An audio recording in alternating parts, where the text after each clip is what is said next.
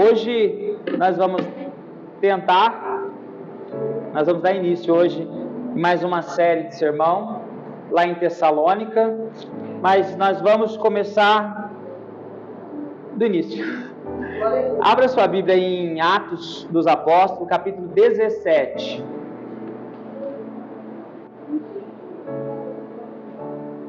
Amém? Atos dos Apóstolos, capítulo 17.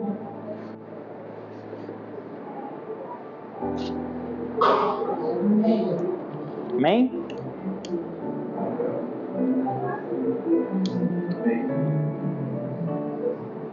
Todos acharam?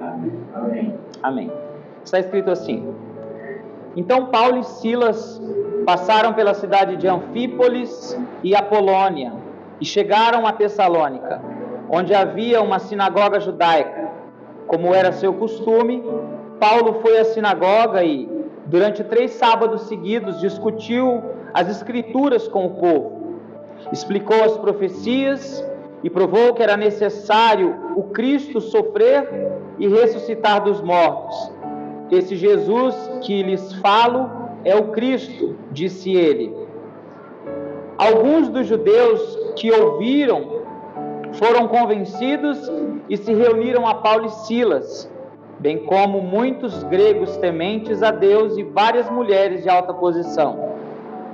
Alguns judeus, porém, ficaram com inveja, reuniram alguns desordeiros e desocupados e com a multidão começaram um tumulto. Invadiram a casa de Jason em busca de Paulo e Silas para entregá-los ao conselho da cidade. Mas, como não os encontraram, arrastaram para fora Jason e alguns outros irmãos e os levaram diante do conselho. Gritavam: aqueles que têm causado transtornos no mundo todo agora estão aqui, perturbando a nossa cidade. E Jason os recebeu em sua casa. São todos culpados de traição contra César, pois afirmam que existe um outro rei, um tal de Jesus. Ao ouvir isso, o povo da cidade e o conselho se agitaram. Então os oficiais obrigaram a Jason e outros irmãos a pagarem fiança e depois o soltaram. Ao anoitecer, os irmãos enviaram Paulo e Silas a Bereia. Quando lá chegaram, foram a outra sinagoga. Só até aí.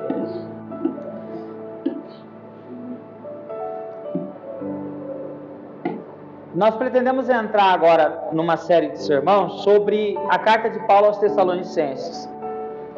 Mas nós fomos para Atos para que a gente possa entender o contexto de tudo, para que as palavras de Paulo escritas aos Tessalonicenses, elas alcancem o mesmo objetivo que estava no coração de Paulo.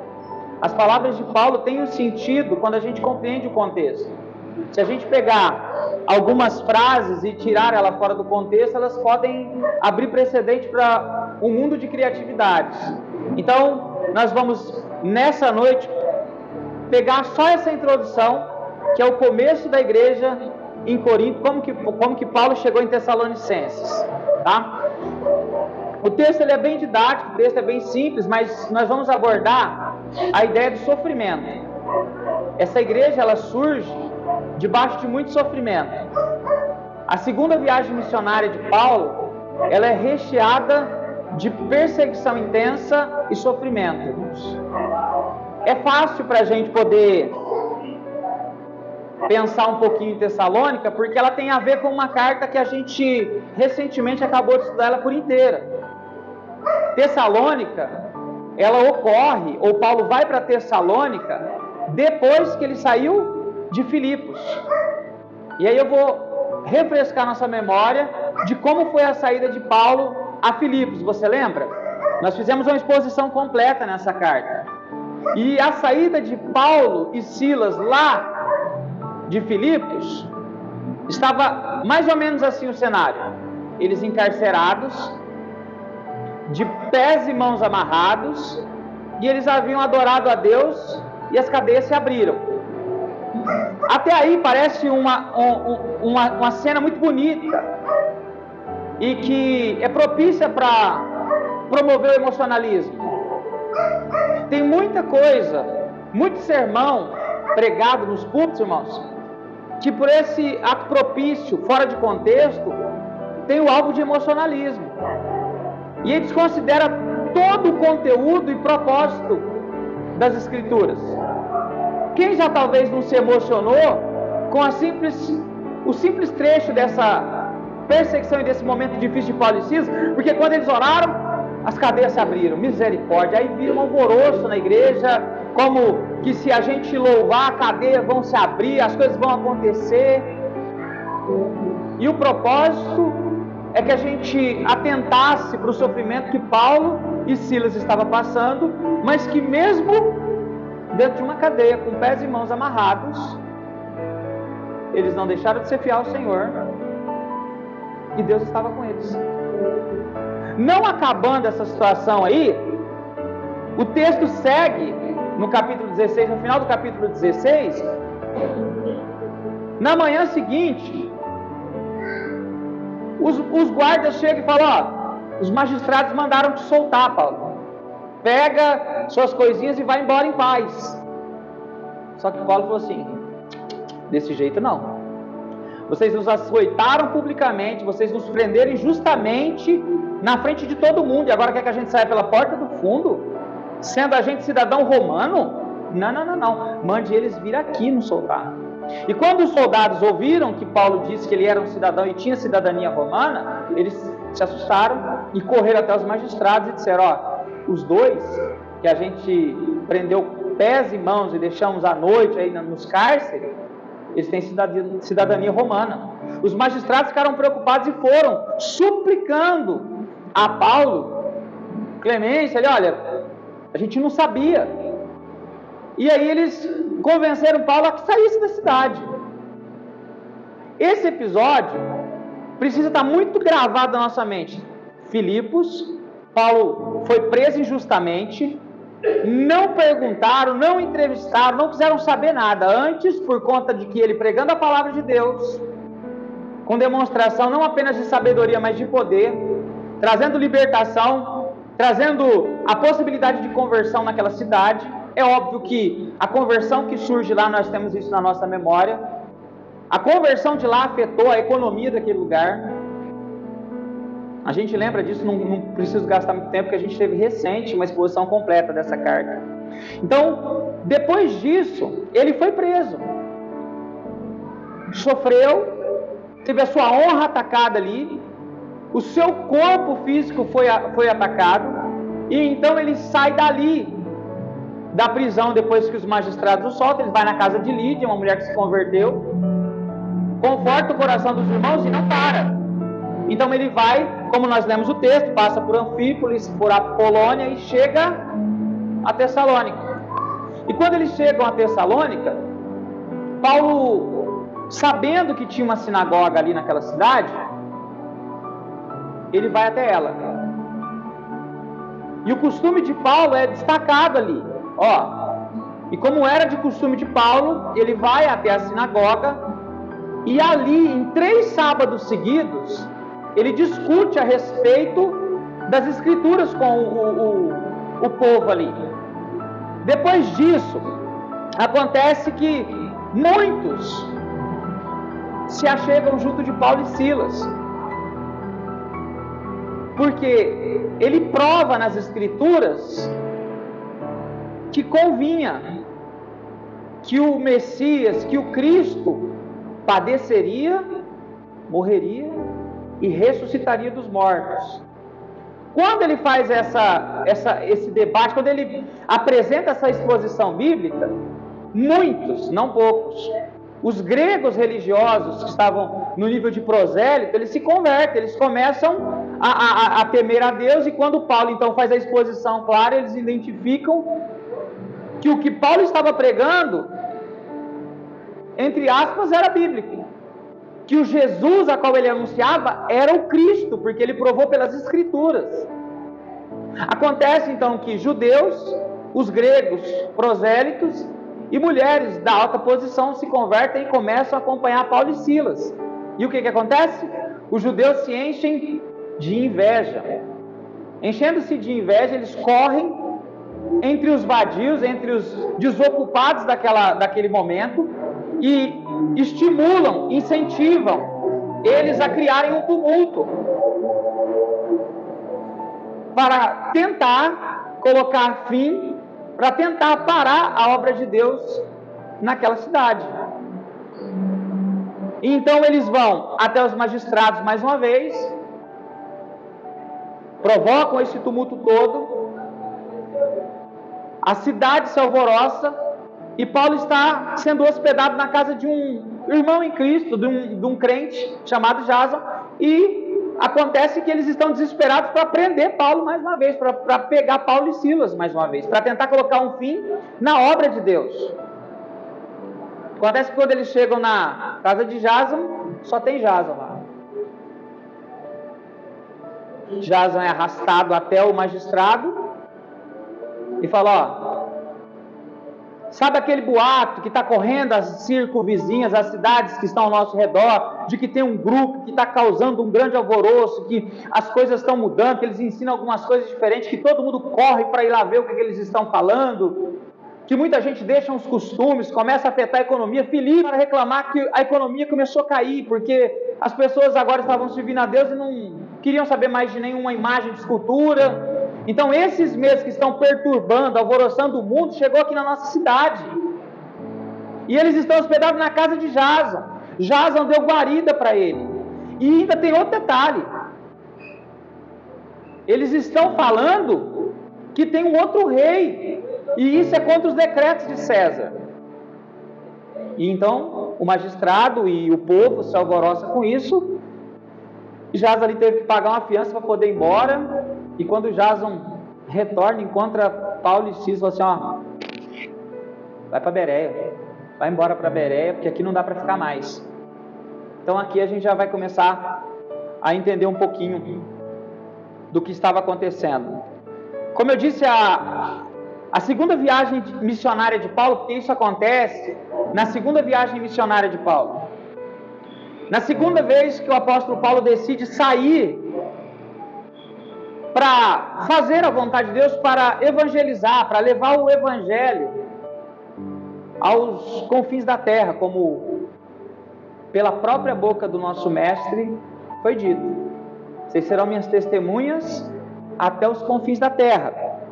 Então, na segunda viagem missionária de Paulo, ali por volta dos anos 50, 54 depois de Cristo, tem um episódio que chama a atenção, que está lá no capítulo 16 de Atos, que vai fazer com que a gente entenda melhor quando a gente conseguir entrar na exposição capítulo a capítulo da carta de 1 Tessalonicenses. Por volta do capítulo 16 de Atos, Lucas, que foi companheiro de missão com Paulo, ele deixa narrado para nós que teve um evento e que parece que esse evento não recebe o destaque ou a atenção que Lucas tinha por intenção. Porque o que acontece? Paulo tinha traçado um plano para seguir na sua segunda viagem missionária. Ele queria ir para a Ásia. Ele já tinha planejado ir para a Ásia. Ele já tinha tentado algumas vezes ir para a Ásia. E o que se encontra narrado por Lucas é que eles intentaram ir, mas foram impedidos pelo Espírito Santo. E na mesma noite, o apóstolo Paulo, acredito que está em seu momento ali de oração, possivelmente, ele tem uma visão. E nessa visão ele vê um varão clamando assim: olha, desce para a Macedônia e ajuda-nos. Então, a resposta de Paulo a essa visão e as tentativas frustradas de ir para a Ásia, eles dizem que entendem então que essa era a direção que o Espírito Santo, que o próprio Deus queria que ele tomasse. Então, em obediência, Paulo não desce mais para a Ásia, ele vai rumo à Macedônia e sai na sua segunda viagem missionária, passando por Filipos até chegar em Tessalônica. Então aqui a gente pode ter acontecido conosco, ou comigo, ou com alguém aqui nesse momento, a falta de atenção no destaque que Lucas deu. Porque qual foi o destaque que Lucas passa nesse episódio? Que o Espírito de Deus é quem guia. que aquele que sai, que aquele que se sujeita, que aquele que se coloca para fazer a obra de Deus, ele não tem que ir pela sua intuição, ele não tem que ir pelo seu conhecimento geográfico, ele não tem que ir escorado nas suas qualidades, que às vezes a gente falha, às vezes a gente acha que a gente é bonito e a gente não é, às vezes a gente acha que a gente é inteligente e a gente nem é tanto. E quando a gente se apoia no nosso próprio entendimento, humano ainda, pior.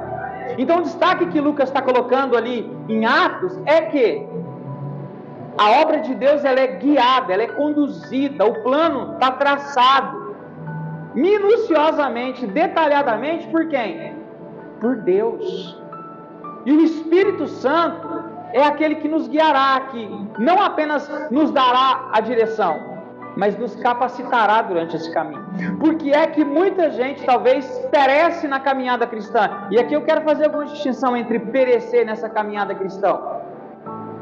Porque assim como pode estar ocorrendo a falta de percepção do destaque que Lucas dá em Atos, pode estar ocorrendo nos dias de hoje, e talvez esse seja o resultado da igreja dos nossos dias. Alguns fracassam no Evangelho por irem atrás da sua intuição, por tentarem fazer as coisas conforme o seu plano. E aí o que eu quero que a gente perceba?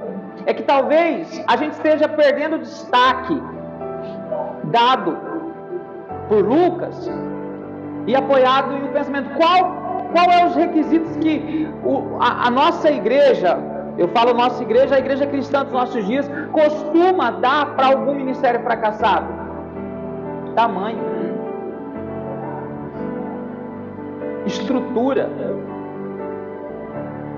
E fracasso na caminhada cristã em obediência ao Senhor não tem nada a ver com tamanho, não tem nada a ver com estrutura, porque tem um monte de estruturas enormes por aí.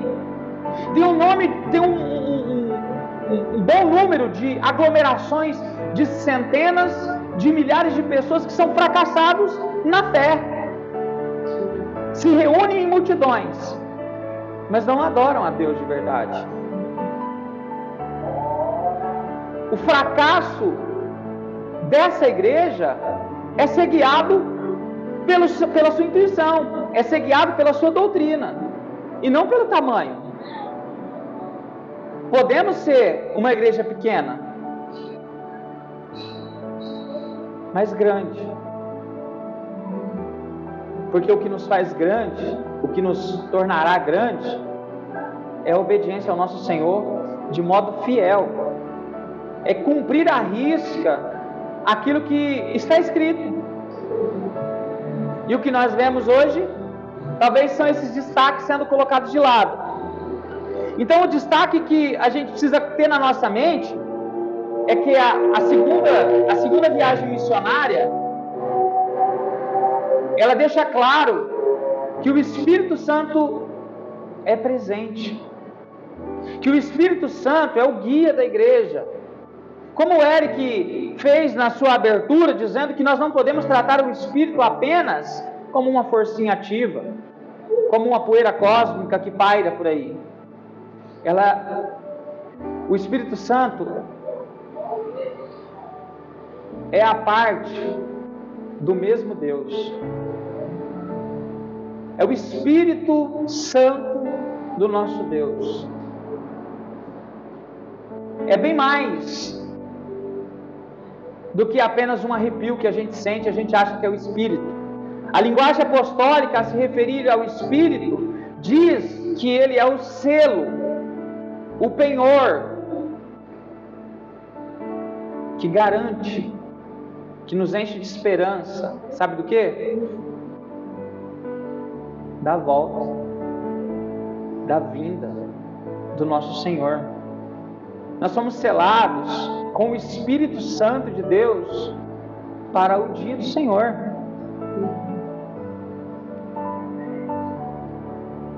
Então, nós precisamos ter isso na mente. A igreja, ela precisa voltar, irmãos, a buscar isso. Nós precisamos buscar a direção do Espírito de Deus.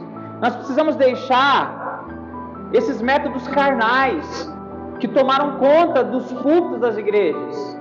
Nós precisamos deixar essa ideia de que o desenvolvedor, os administradores, que agora são transvestidos de pastores, porque é isso que acontece. São administradores transvestidos de pastores. Pessoas que usam técnicas de administração, de manipulação humana, técnicas inovadoras para aglomerar um monte de gente, para não resolver nada no último dia. Para não resolver nada no último dia, senão piorar a nossa situação. Senão piorarmos tudo. A igreja do Senhor, o povo de Deus, ela precisa clamar de novo para essa ação. O destaque dado a Lucas não pode também ser só destaque. Nós não podemos encontrar o destaque, falar, eu entendi que Lucas destacou que o Espírito Santo conduz a igreja, que Paulo entendeu e obedeceu. Nós precisamos colocar isso em prática, nós precisamos clamar a Deus por isso. Nós precisamos buscar a Deus em orações, nós precisamos suplicar ao Senhor, guia-nos, conduza-nos a Deus. Não nos deixe ir para onde nós queremos. Não nos deixe, Deus, tomar as decisões que a gente perde o sono, às vezes, querendo tomar. Mas como igreja, mas como teu povo, Deus, leva-nos pelo teu caminho. Conduza-nos pelo teu caminho. Eu costumo dizer, e preparando esse estudo sobre Filipe, sobre Tessalônica, eu pude entender que o alívio para a vida do cristão e para a igreja, irmãos, para que a gente coloque um analgésico, um anestésico em qualquer dor, prejuízo que a gente esteja sofrendo, sabe qual é? É ser guiado por Deus. Uma das coisas que pude perceber e que nós vamos guardar talvez na memória é a verdade estabelecida pela palavra de Deus. A segunda viagem missionária, ela é recheada de inúmeras situações ruins. Filipos, o que aconteceu com Paulo em Filipos, que eu acabei de falar na introdução? Preso, humilhado, queriam soltar, bateram nele na frente de todo mundo e queriam que ele ainda saísse pela porta do fundo, sem direito à defesa, sem direito a nada. Ele chega em Tessalônica, 3 sábados seguidos ele prega, expõe as escrituras, e o que acontece? Já criam um motim, uma muvuca, um tumulto, e tentam prendê-lo de novo.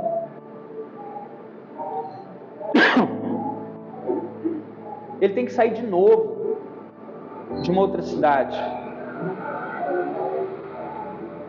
A acusação agora está indo além. Foram no âmbito político tentar caçar alguma coisa, perseguir ele. Falou assim, ele está ensinando a respeito de um rei aí, e nós sabemos que o decreto de César não permite isso, não tem cabimento dentro do governo romano surgir um rei. Outro rei, no caso. A inveja motivou a oposição, irmãos, a ir procurar. Olha para você ver onde eles foram procurar. No meio dos perversos, dos vadios, dos desocupados. Pare e pensa comigo. Os judeus correm e vão entre os desocupados, entre aqueles que têm mau caráter, que todo mundo sabe que é corrompido. Falar, vamos lá ajudar. Vamos lá fazer um auê lá. Vamos falar que esses homens vieram perturbar nossa cidade. E no final de tudo, a casa de um irmão com o coração para a obra de Deus, que abriu as portas, é invadida. Quase é preso. Tudo para poder pegar Paulo e Silas mais uma vez. Então essas são as coisas ruins que acontecem. E o que eu quero trazer com isso? A verdade. O que nós temos nos púlpitos hoje? tenta desvincular momentos ruins da fé. Tenta desvincular que por a gente servir a Deus, se você está vivendo isso aí, é porque você não está colocando os seus R$1.000 na fogueira santa. Se tiver acontecendo alguma coisa de errado na sua vida aí, não tem nada a ver com Deus. Mas eu estou achando estranho, porque Paulo tem um homem de Deus, estão fazendo a obra de Deus, e as coisas ruins estão acontecendo, obedecendo a Deus. A compatibilidade dos momentos ruins na vida do cristão, irmãos. Nós não podemos ter essa fé mentirosa, frajuta, frágil, que os púlpitos de hoje endossam ainda. É por isso que nós temos o nosso púlpito, igreja. Sabe o quê? Pessoas que usam o púlpito para humanizar, como já foi dito na abertura desse culto. Mas humanizar, olha para você ver, eu vou fazer uma coisa bem simplista, bem simples mesmo aqui. Eles tentam humanizar Deus, mas de um nível tão pequeno, que os púlpitos agora, eles invertem o papel. E a mensagem é que você pode ir além, com a força do seu braço. As mensagens é que você, com palavras positivas, tem o poder para determinar e mudar o seu dia amanhã. Que simplesmente você chegar e dizer assim, eu determino que aqui dentro, eu determino que minha vida vai mudar ano que vem, eu determino que eu vou participar dos 12 cultos no começo do ano, e o meu ano vai ser diferente, eu vou cultuar um culto por semana, e meus 12 meses serão maravilhosos.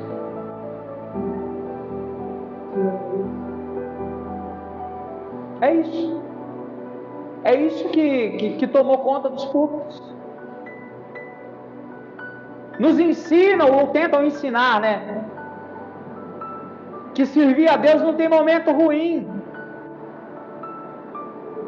E quando acontece um momento ruim, você leva assim, mas eu estou passando um momento ruim, qual é a resposta que eles nos dão? Faltou fé. Você não teve fé. E uma coisa precisa ficar clara, irmãos.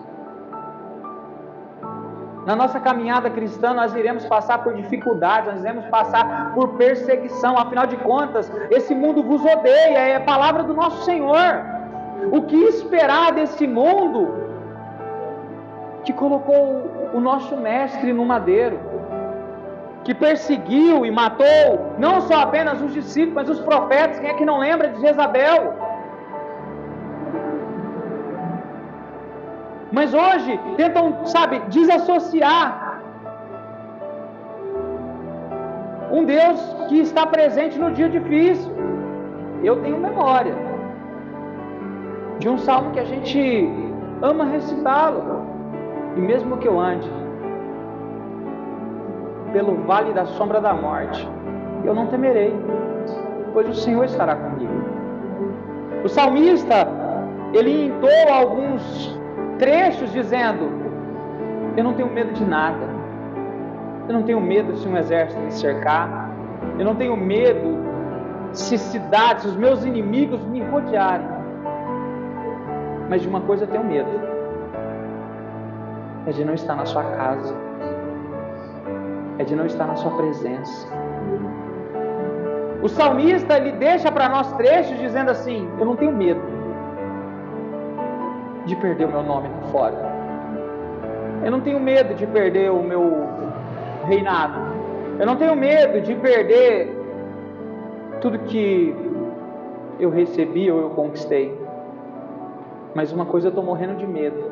Eu estou parafraseando, irmãos. E aí então no Salmo 51 Davi vai dizer assim, só não tira o teu espírito da minha vida, só não tira o teu espírito da minha vida, me deixa sentir de novo a alegria da tua salvação. Cria em mim, ó Deus, um espírito novo, um coração contrito, quebrantado. Davi não estava com medo da consequência carnal, física que pudesse sobrevir, mas ele estava preocupado com Deus. Mas parece que as mensagens de hoje, elas tentam ensinar o povo a ficar preocupado com aqui, e Deus que fica em segundo plano. As mensagens são muito estimuladoras a buscarem aquilo que é passageiro, é transitório.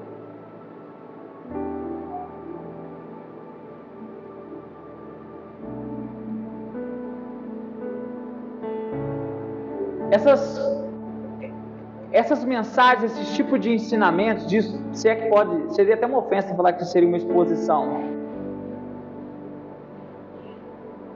Eu vou fazer uso do que fizeram com Paulo em outra cidade mais adiante. Esses paroleiros aí, tagarelas,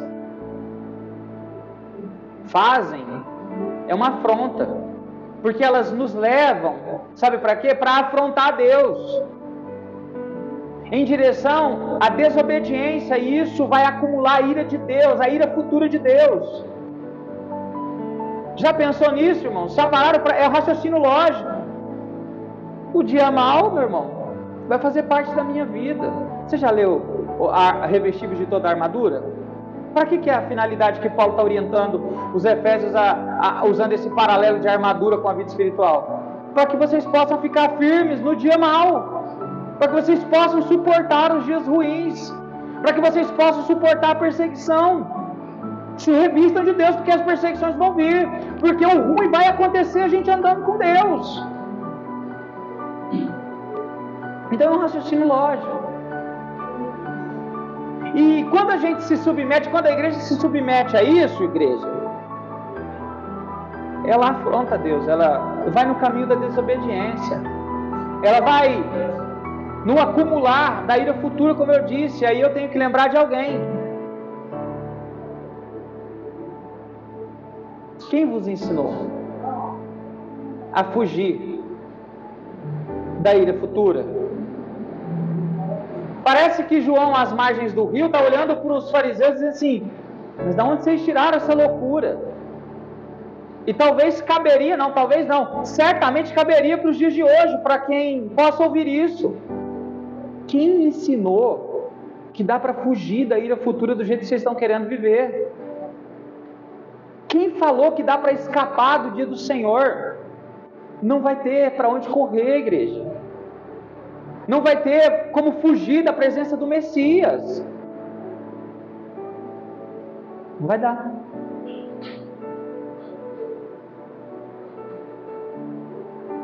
E aqui, irmãos, eu consigo entrar, depois de tudo isso, a gente vai agora ter um pouquinho mais de sentido. Quando Paulo chega em Tessalônica, ele vai aonde? Em uma sinagoga, onde os judeus se reúnem para prestar culto a Deus ali, para ter os seus momentos. E o que ele faz lá? Fica 3 sábados seguidos discutindo a respeito das Escrituras. Guarde bem esse ponto, porque é nesse contexto de tudo isso que eu estou te falando que essa igreja está sendo plantada. Então são 3 sábados seguidos que o apóstolo Paulo está discutindo a respeito das Escrituras. E o que ele está discutindo? Porque o que nós devemos ter de atenção nisso aí não é simplesmente, Paulo ficou 3 dias lá e a igreja aconteceu, e a igreja de Tessalônica, Paulo plantou a igreja em 3 dias, mas o que ele pregou?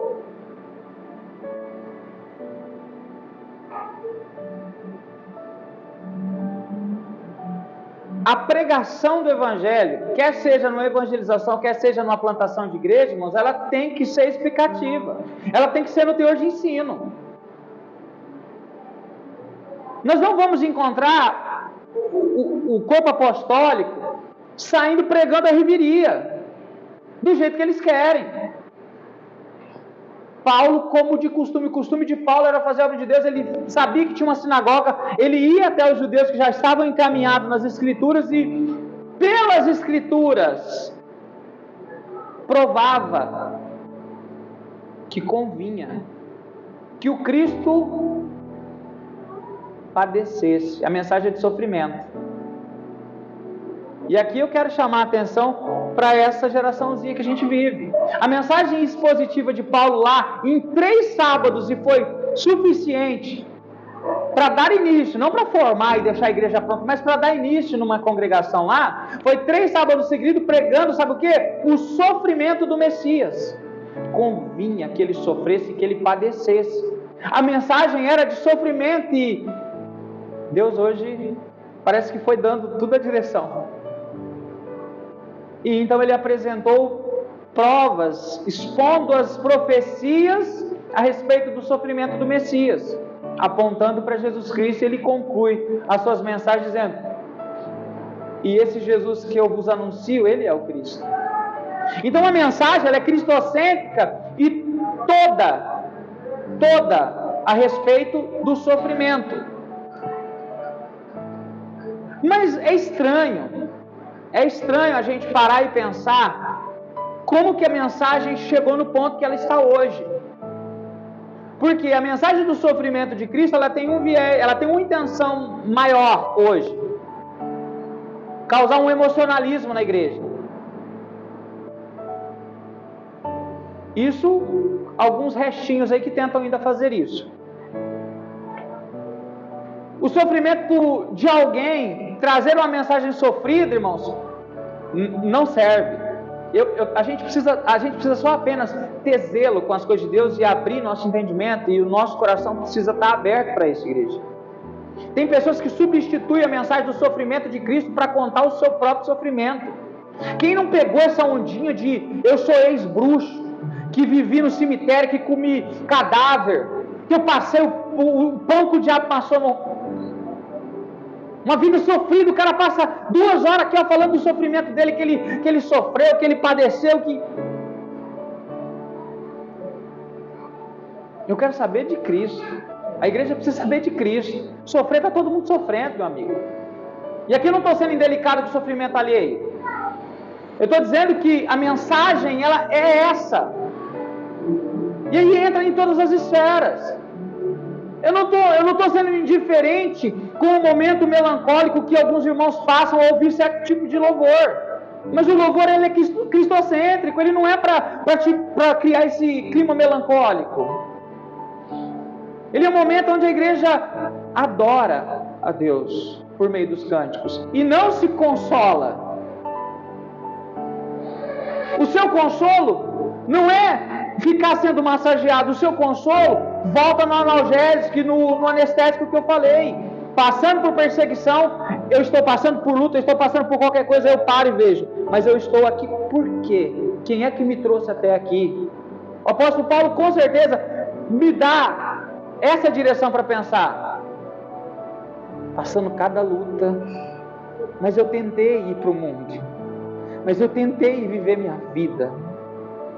Mas o Espírito Santo de Deus me conduziu para outro caminho. Esse é o anestésico, irmãos. A dor desaparece. O prejuízo perde o valor. Porque o crente que olha para a sua vida e fala assim: eu estou passando os momentos mais difíceis da minha vida, mas Deus está guiando ela. Graças a Deus, porque se eu estiver guiando a minha vida no momento difícil, o que eu vou fazer? Você já pode pensar comigo, talvez a causa de muito suicídio. Pessoas tentando guiar a sua própria vida no momento mais difícil dela. Aí a gente pensa em besteira, gente. E eu aqui não estou sendo indelicado com quem passa por isso ou quem já pensou nisso. Na verdade, eu quero ser um consolo. Eu quero ser apenas uma voz que vai abrir uma luz, dizendo assim: no seu dia, no seu momento mais difícil, na sua crise que você esteja vivendo, entrega as rédeas para o Espírito Santo de Deus. Confia em Deus. Não faz o que o seu coração, cheio de mágoa, de raiva, de ira, vai te induzir a fazer. Confia a vida. A igreja também está passando um momento difícil, está passando uma grande dificuldade. Aí entrega, pega as rédeas e fala assim: não, essa igreja não cresce, eu vou começar a fazer isso, vou começar a falar aquilo, vou começar a trazer umas mensagens diferentes. Meu amigo, vai dar ruim. Vai dar ruim. Você pode estar com uma multidão ali na hora que você abrir a porta da igreja, mas isso, a conta não vai fechar lá no final. O nosso mestre, ele diz assim, olha, ai daquele que fizer um pequenino desse se desviar. Ele está falando das crianças, ele fala, olha, ai daquele que fizer um desses aí. Ele usa uma expressão forte até para os nossos dias. Ezequiel vai dar um alerta, ai dos pastores que estão atrás da lã e da gordura das ovelhas. Ai, ai, ai. A conta não vai fechar no último dia. Então, o que nós podemos entender é que o apóstolo Paulo chega a Tessalonicenses, ou a Tessalônica, ele vai a um lugar onde o povo se reúne para falar de Deus e expõe as profecias, as escrituras, de modo tão convincente que judeus, gregos religiosos e muitas mulheres começam a se converter, começam a segui-lo.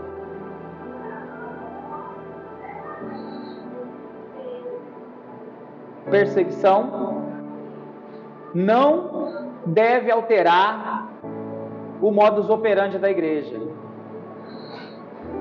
Os problemas, os nossos medos, os nossos prejuízos não podem alterar a nossa vida prática como igreja. Nós não podemos cair no erro mais comum dos cristãos do dia de hoje, que é a incoerência. E a incoerência que eu falo que falta cognição para poder entender, para a própria pessoa não conseguir perceber. Ela com a boca professa uma coisa, mas com a prática, com a sua vida prática é outra. Acredita que Deus cuida, mas tenta outros caminhos. Fala que Deus é o Senhor da sua vida, como nós vimos aqui o presbítero na sua oportunidade, falando que não são um pedacinho do coração. A gente fala que o coração é totalmente dele, mas o que realmente na prática a gente tem encontrado da igreja dos nossos dias? Não, o meu louvor é só para Deus. A gente está vendo, eu falo isso há anos. Há anos, os mais antigos da nossa congregação vão lembrar disso. Eu falo há anos desses cantorzinhos modinha aí, ó, que fica todo mundo encantadinho. As letras não são para Deus. O interesse deles não é levar ninguém à adoração.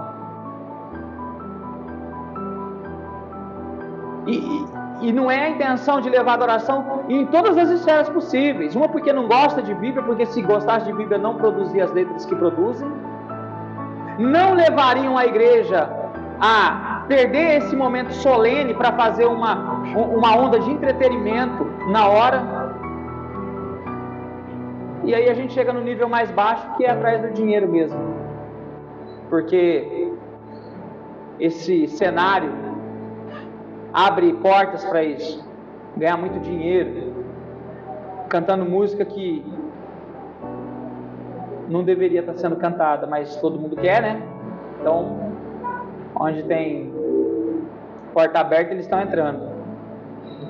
E isso tudo que eu estou falando, ainda está dentro da mensagem cristocêntrica. A igreja, ela não tem outra atitude por conta do abandono dessa mensagem do sofrimento. Porque qual é o alvo da mensagem do sofrimento do Messias? Qual é o alvo? E aí a gente vai descobrir que as mensagens do sofrimento do Cristo não são mais pregadas e o resultado não poderia ser outro. Porque o que deve acontecer na vida do crente ao ouvir a respeito do sofrimento do Messias? Em Tessalônica, na Para Sempre em Cristo, em qualquer outro lugar, o sofrimento do Messias só pode nos remeter, sabe o quê? Ao arrependimento. Não tem outro, não é para produzir outro sentimento, irmãos. Olhar para o sofrimento do Messias não deve produzir outro sentimento senão um arrependimento. O primeiro que tem que surgir na nossa vida é o arrependimento. A premissa usada por João Batista, lá no início, produzam frutos dignos de arrependimento. E a igreja não conhece o sofrimento do Senhor e não dá a devida atenção, por isso não consegue produzir frutos dignos de arrependimento, frutos de uma vida transformada que comprovam um arrependimento. É recorrente a queda, é recorrente o escândalo, é recorrente a vida inconstante. Um fruto digno de arrependimento, irmãos. Conhecer o sofrimento de Cristo é ter uma porta extremamente aberta para o arrependimento no coração. E nós sabemos, irmãos, que sem arrependimento não tem conversa. A mensagem primária era o quê?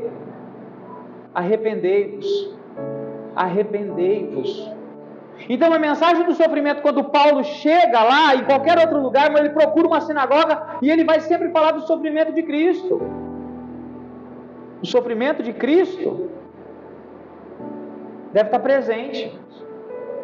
Afinal de contas, ele está sofrendo por quem? A culpa é de quem? Ou você acha, acredito que não, que Jesus tinha alguma culpa para estar sofrendo ou para sofrer o que ele enfrentou. Então a mensagem que Paulo chega e prega assim, está aqui, o sofrimento. O momento da vida que Paulo usa para comprovar a divindade de Jesus para os Tessalonicenses é o sofrimento.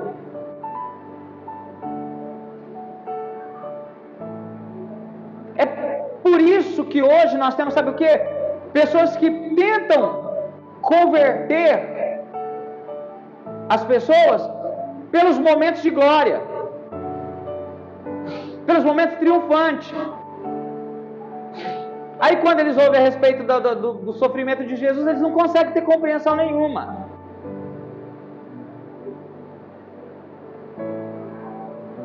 Eu preciso apresentar para o povo, e a igreja tem essa responsabilidade de apresentar um Cristo que sofreu pelo pecado. Porque se um dia a gente quer viver essa mensagem de santidade na prática, a gente precisa entender do sofrimento.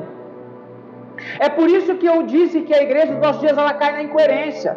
Ela fala de santidade, mas não sabe do sofrimento de Cristo. O sofrimento de Cristo, a mensagem do sofrimento do Messias, pouco importa para eles. Mas é só quando a gente se debruçar a entender que o sofrimento do Cristo foi por conta do meu e do seu pecado, nós odiaremos o pecado.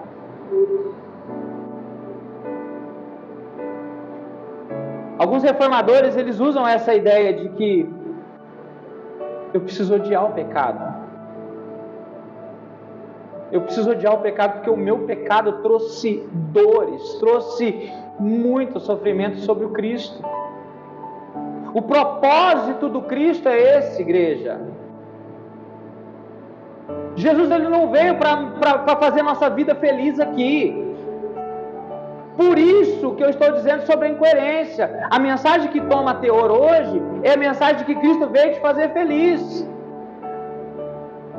E aí tem um monte de gente congregando-se para ser feliz. Houve uma mensagem expositiva a respeito do sofrimento? Foi bom hoje o culto, mas podia ter sido um pouquinho melhor, né? Podia ter dado um gás, assim, alguma coisinha diferente, né? Quem sabe uma adivinhação, quem sabe de repente alguém para olhar para mim e dizer: eu vejo uma grande obra na tua vida acontecendo amanhã. E nós tivemos um testemunho do nosso irmão Jailson na exposição que ele fez da carta aos Tito, particular que ele teve, né? Infelizmente, de alguém que emocionado foi lá e falou em nome de Deus, e no outro dia, na mesma semana, nada. A mensagem do sofrimento, irmãos, é o que a gente precisa. por que o Cristo sofreu? Ele veio para sofrer mesmo? Ele tinha que sofrer? É muito importante isso, irmãos. É por conta da ausência da exposição das Escrituras que a gente está vendo essa desconexão de vida prática com a confissão. Eu tive alguma conversa com alguns amigos próximos, e até na confecção alguns faziam ideia que eu já estava fazendo essa exposição de Tessalônica. E é essa guerra entre uma igreja pronunciar uma coisa, mas na prática ser outra.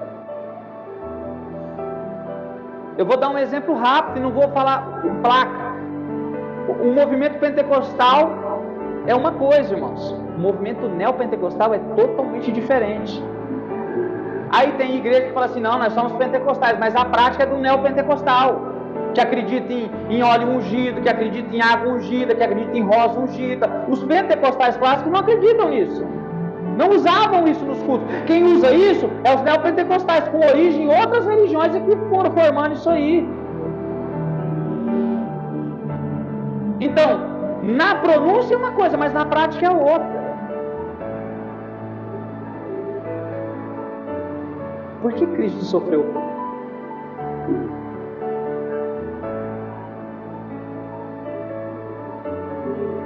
Deus enviou Jesus para sofrer mesmo, ou de repente o ser humano conseguiu matar Jesus mesmo?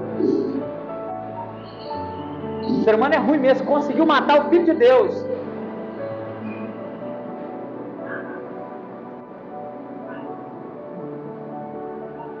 O melhor remédio, irmãos,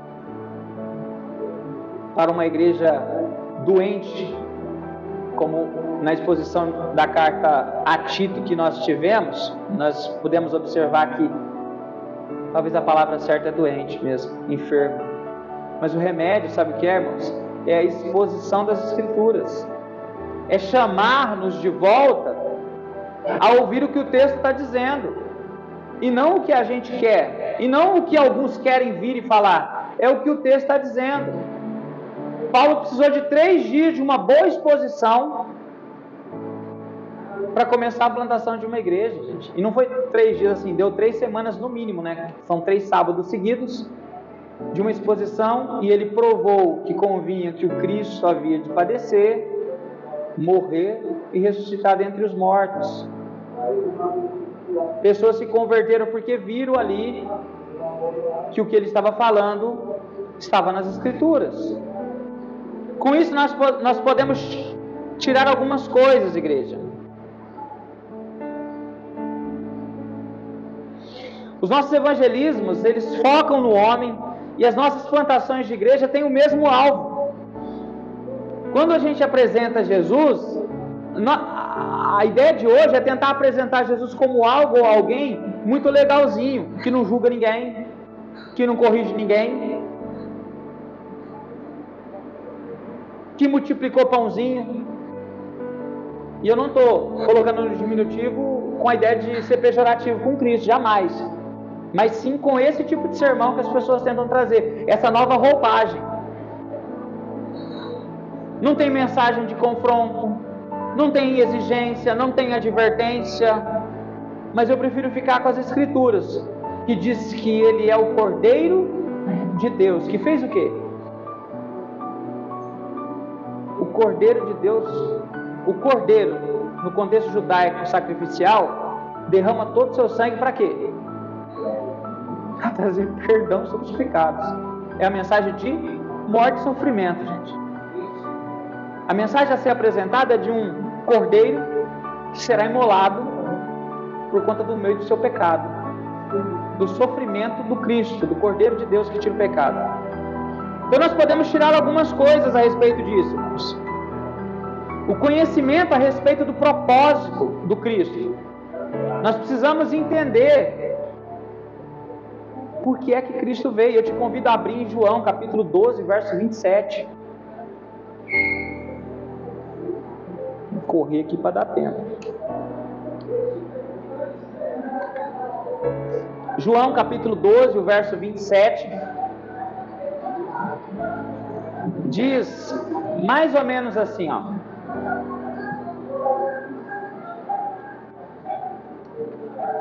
Amém? Agora a minha alma está perturbada.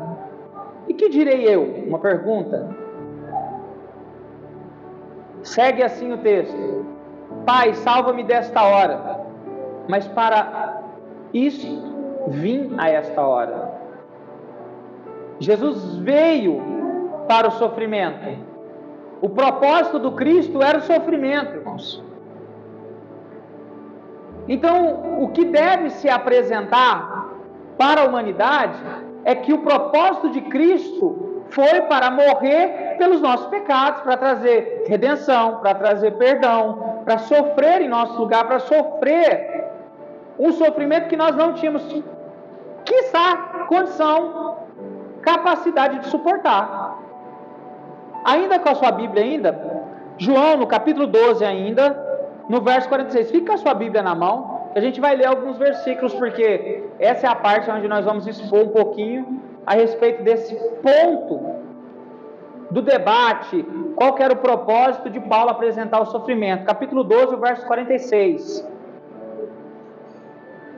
Diz assim: Eu sou a luz que vim ao mundo, para que todo aquele que crê em mim não permaneça nas trevas.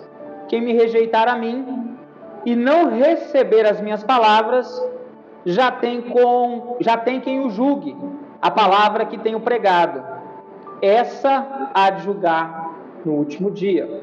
Jesus veio para ser a luz que veio a esse mundo para tirar aqueles que estavam em trevas.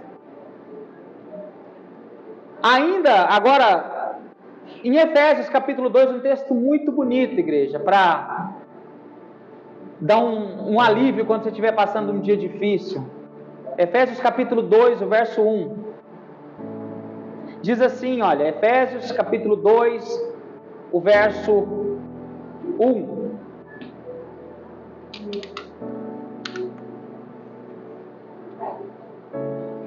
Ele vos deu vida, estando vós mortos nos seus pecados e delitos, nos quais andaste outrora, segundo o curso deste mundo, segundo o príncipe da potestade do ar, do espírito que agora atua nos filhos da desobediência, entre os quais também todos nós andamos outrora, segundo as inclinações da nossa carne, fazendo a vontade da carne e dos pensamentos, e éramos, por natureza, filhos da ira, como também os demais. Mas Deus, sendo rico em misericórdia, por causa do seu grande amor, com que nos amou, e estando nós em nossos delitos, nos deu vida juntamente com Cristo. Pela graça sois salvos. E juntamente com Ele, nos ressuscitou e nos fez assentar nos lugares celestiais em Cristo Jesus. O propósito do sofrimento de Jesus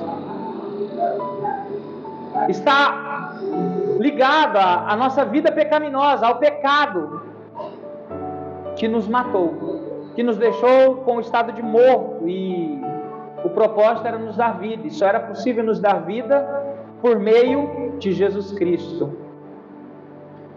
Ainda seguindo algumas leituras, nós vamos ler agora dois textos em Romanos, os dois no capítulo 5 de Romanos. Nós estamos tratando sobre o propósito de Cristo. Qual é o propósito de Cristo e por que Ele sofreu? Efésios capítulo 2 nos deu a informação de que a gente estava morto em nossos pecados, em nossas transgressões, e Deus nos amou e em Cristo nos deu vida e nos ressuscitou com Ele. O capítulo 5, o verso 8 de Romanos, diz assim: Mas Deus prova o seu próprio amor para conosco, pelo fato de ter Cristo morrido por nós, sendo nós ainda pecadores. Olha o propósito do sofrimento de Cristo: morrer por nós, e morrer ainda quando éramos pecadores. E isso está junto ainda, provando o amor de Deus para conosco. Ainda no capítulo 5, no verso 10, porque se nós, quando inimigos, fomos reconciliados com Deus mediante a morte de seu Filho, muito mais, estando já reconciliados, seremos salvos pela sua vida. E não apenas isto, mas também nos gloriamos em Deus por nosso Senhor Jesus Cristo, por intermédio de quem recebemos agora a reconciliação. O sofrimento de Cristo foi para nos reconciliar com Deus, irmãos. Foi para nos transitar de um estado de inimigos de Deus para agora família de Deus.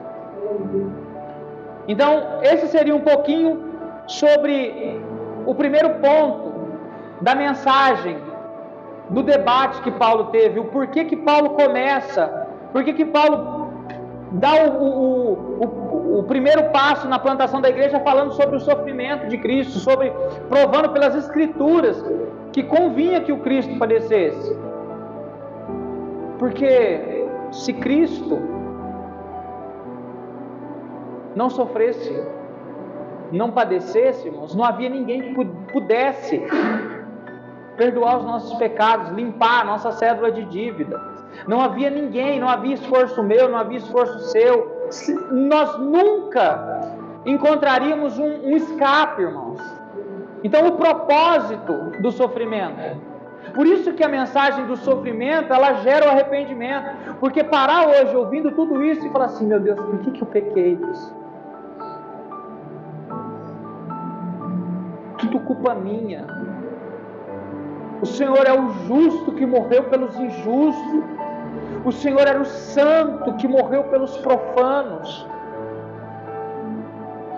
Nunca se achou uma vírgula de erro no Senhor, já em mim uma multidão recorrente. E o seu sofrimento foi por minha causa e pela tua igreja. Se você não se arrependermos, olhando para o arrependimento do Senhor, eu não sei qual mensagem vai te levar ao arrependimento. O outro ponto, irmãos, é sobre o ensino, que é uma outra característica. O primeiro ele fala sobre o sofrimento, prova pelas Escrituras, e nós vimos um pouquinho só do sofrimento, não dá para a gente ver tudo. E agora o método é ensino, irmãos. Nós precisamos trazer, sabe, uma limpeza nos púlpitos. Chega de entretenimento, chega de pegar um texto e falar um monte de coisa menos o que o texto está dizendo. Abra comigo em 2 Timóteo, capítulo 3, verso 16. Um spoiler. Logo mais adiante a gente vai ter a exposição de 1 Timóteo e 2 Timóteo. Já tem mensagem no forno aí, já tem os irmãos, o presbítero, os irmãos, está tudo preparando aí outra série de mensagens. 2 Timóteo, capítulo 3, o verso 16. Amém? Diz assim, olha: toda a Escritura é inspirada por Deus e útil para o ensino, para a repreensão, para a correção, para a educação na justiça, a fim de que o homem de Deus seja perfeito e perfeitamente habilitado para a boa obra. A palavra de Deus, ela é para esse fim, irmãos, ela é proveitosa para o ensino. O fim da palavra de Deus é para ensino. E é por meio do ensino que nós seremos aperfeiçoados para a gente conseguir fazer as boas obras. É por isso que a gente encontra por aí na igreja, no estado da igreja atual, irmãos, pessoas fazendo um monte de coisas mirabolantes na hora do culto. Aí você fala, da onde que esse camarada tirou isso? Da mente mesmo, porque da Bíblia não foi. Uma igreja que despreza o ensino, igreja. Guarde bem isso, uma igreja que despreza o ensino. E eu vivi isso em alguns lugares, irmãos. Quando eu no início da minha caminhada, participei de uma igreja onde tinha muitos pastores. E tinha alguns que tinham aptidão mais para ensino mesmo. E eu amava ouvi-lo. Mas quando anunciava que pastor D ia pregar, o comentário era assim, não. Ele é muito Eles ficavam caçando uma palavra para falar chato, ficava feio, né? Eu gosto quando o outro prega. Aí você colocava em páreo assim, você fala assim, mas o outro só grita. O outro só fala de cair no chão e rolar. Esse aí, ele pega e explica. E era assim. As pessoas preferiam o que grita. E não há problema em falar alto, não há problema no estereótipo da pregação. O problema é o conteúdo. O conteúdo é o que deve ser prezado, o ensino. Toda a escritura é inspirada por Deus e útil para o ensino, para a repreensão, para a correção, para a educação na justiça, a fim de que o homem de Deus seja perfeito e perfeitamente habilitado para a boa obra. Romanos capítulo 15 e o verso 4 ainda para a gente falar sobre o ensino.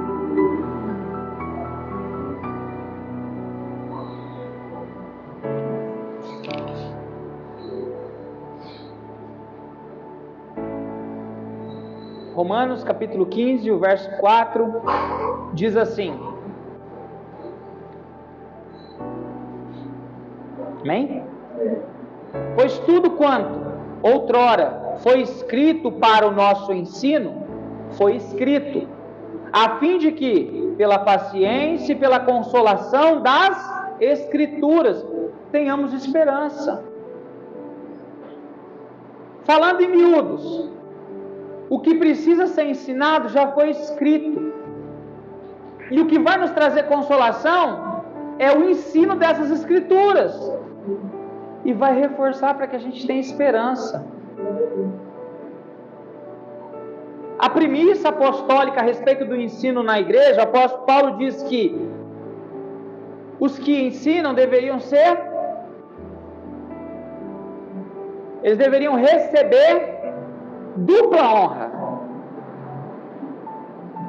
E é o cenário que a gente está mais habituado a ver, irmãos, é o que eu presenciei, que eu dei de testemunho particular.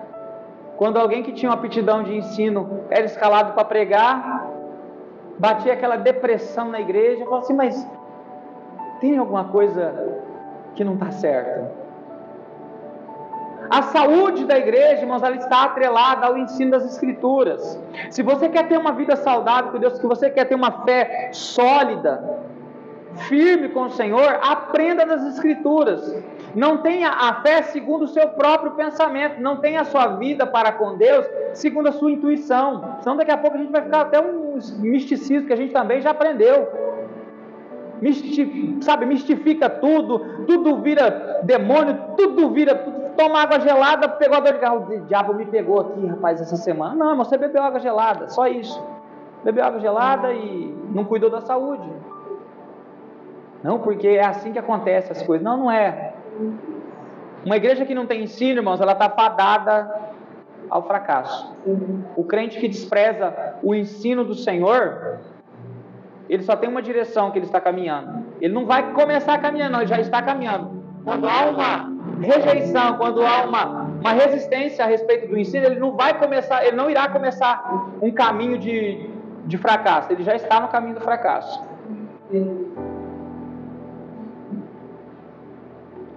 Porque Provérbios diz, dá conselho a um sábio e ele fica mais sábio. Agora, dá conselho a um tolo, o que ele faz? Rejeita, ele despreza. Então já está no caminho do tolo, já está no fracasso. Então aqui nós vimos os pontos que eu separei para a gente poder contextualizar aí o tema do debate, ou o teor do debate. Eu tenho mais alguns minutinhos, eu vou pegar no pé agora de algo importante. 2 Timóteo, capítulo 2, verso 15. Irmão, o sermão expositivo é bem isso mesmo, abre e fecha a Bíblia, ou volta lá em tal livro, vai no outro, ou como nós vimos também no modo que o presbítero fez, versículo por versículo, não fecha a Bíblia, fica com a Bíblia aberta e vamos indo.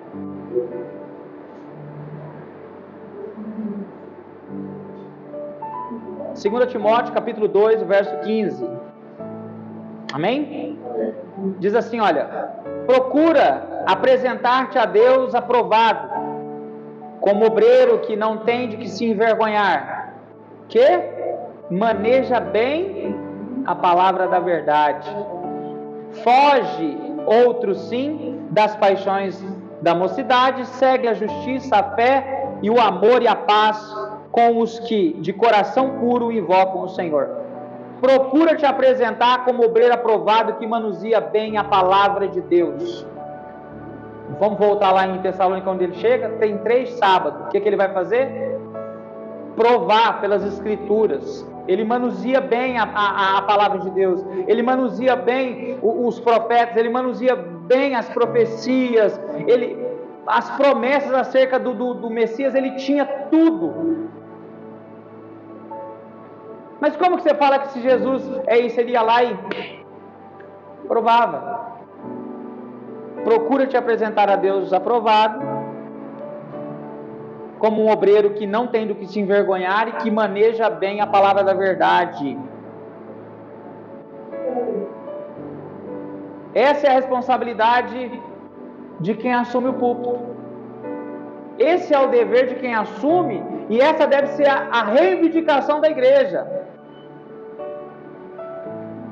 E irmãos, uma verdade que talvez precise de alguém com coragem para dizer: a igreja perde as rédeas porque ela não participa. Ou a igreja está inclinada para a carne e aí aceita esses fulanos, esses faroleiros, esses tagarelas no púlpito aí, falando um monte de abobrinha, e não reivindica, falou: chega disso. Chega disso. A próxima cidade que Paulo vai parar é em Beré. Sabe o que o público faz? Passava o dia. Paulo pregou à noite e eles passavam o dia. Estou aqui verificando para ver se ele falou alguma coisa ali. A gente entrega tudo na mão desses faroleiros aí, e eles vai. E eu estou usando esse termo, na frente faz sentido, esse faroleiro, tudo. Depois eu explico no próximo culto, que vai dar início na carta mesmo. Os púlpitos precisam mesmo de um zelo maior. Presbíteros, diáconos precisam atuar de fato em seus ministérios, supervisionando as pregações, auxiliando no ensino das ovelhas. Lembra de Atos? Foram lá interromper Pedro. O que Pedro falou? Gente, não podemos largar o ministério da oração e da palavra para resolver os problemas. Levanta alguns aí para ajudar e a gente vai se dedicar na oração e na ministração da palavra. O apóstolo Paulo, não vou entrar muito nisso porque a gente vai ter uma exposição completa na carta de Timóteo, mas vai ser um dos conselhos que ele vai dar. Vai lá e institui. Eu falei para você, coloca presbítero de cidade em cidade aí para ajudar. A função do ministério, daquele que é chamado ao ministério, irmãos, é o trabalho mesmo, árduo de supervisionar, de olhar e falar assim: pastor, aquele dia que você trouxe aquele rapazinho para pregar lá, ele pregou um negócio diferente que a nossa igreja acredita.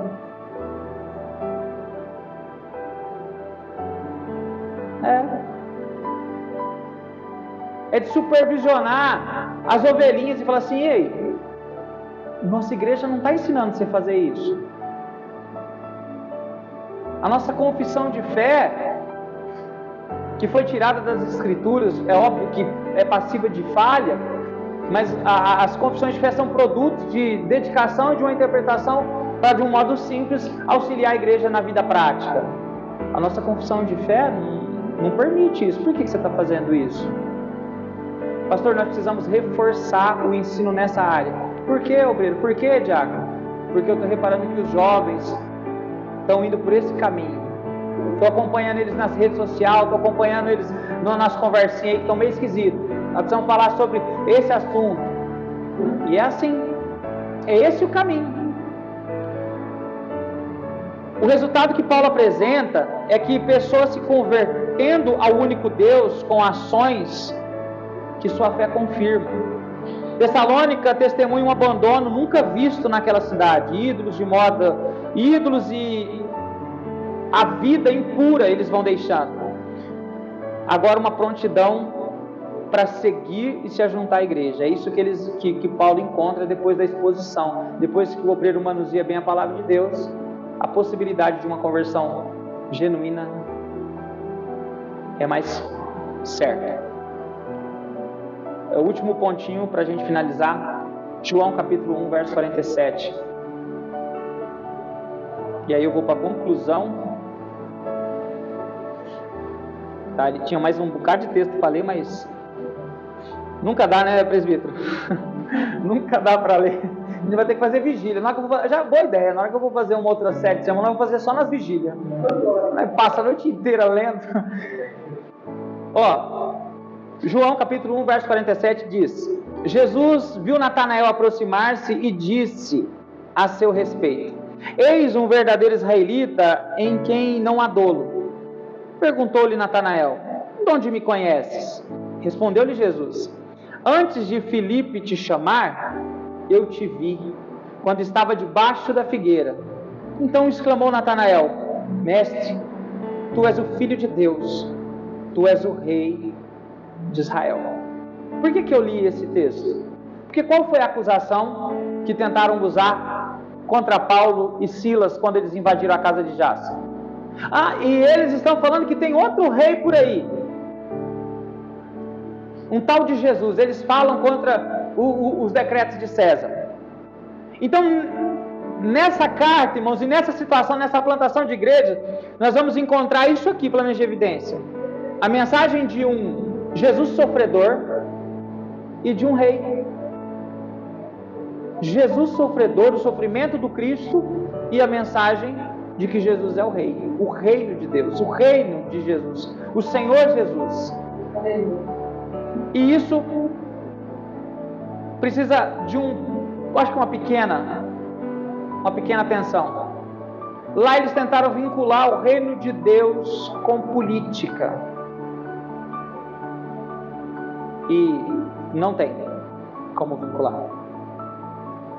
Tem um perturbado, o tal de Paulo Marcelo, que tenta associar todo o viés político à crença cristã, e para acabar ainda o viés político dele é totalmente contrário ao que as Escrituras dizem. Eu estou falando desse nome para vocês ficarem sobre alerta, para que vocês consigam começar a identificar esse tipo de problema.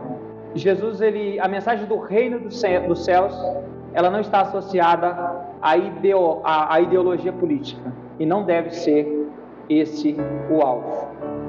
O reino dos céus não pode ser comparado, irmãos. A partir do momento que a gente tenta se comparar, a gente rebaixa o reino dos céus.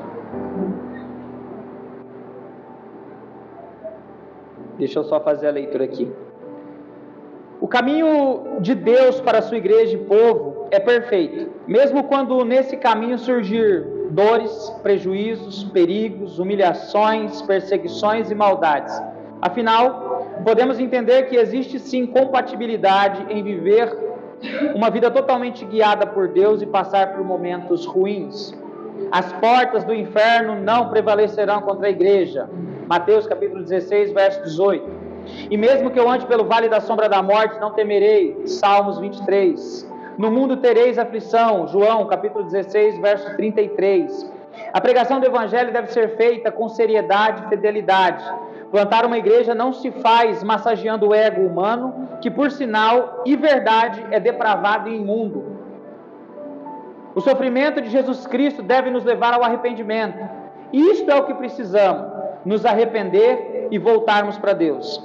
A mensagem do Cristo sofredor deve nos quebrantar, nos humilhar e retirar de nós qualquer resquício de tentar viver, ou seja, continuar morto sem Ele. E aí o presbítero Juliano me ajudou e leu Isaías 53, que era o que eu ia concluir o início dessa introdução da plantação da igreja na cidade de Tessalônica. Então, Isaías 53 é uma das profecias a respeito do sofrimento, do desprezo que o nosso Cristo sofreu. E ali a gente consegue ver perfeitamente o nosso Senhor Jesus Cristo. Nós iremos nos dedicar ao estudo da carta de Paulo aos Tessalonicenses, uma igreja que Deus guiou e esteve com ela em meio à perseguição e todo tipo de atrocidade que você imaginar. Então essa é a introdução que eu pude preparar para que a gente seja contextualizado a respeito de como surge essa segunda viagem missionária, o porquê que Paulo vai tratar alguns assuntos lá, como que foi para Paulo começar. Terrível, irmãos. Sofrimento em cima de sofrimento. Então eu coloco um ponto final na exposição pequena de Atos capítulo 17, que é a introdução da carta de Paulo aos Tessalonicenses. No próximo culto, nós vamos dar início no capítulo 1, e aí a gente vai se desdobrando nos demais. Amém? A gente vai encerrar aqui, e aí eu finalizo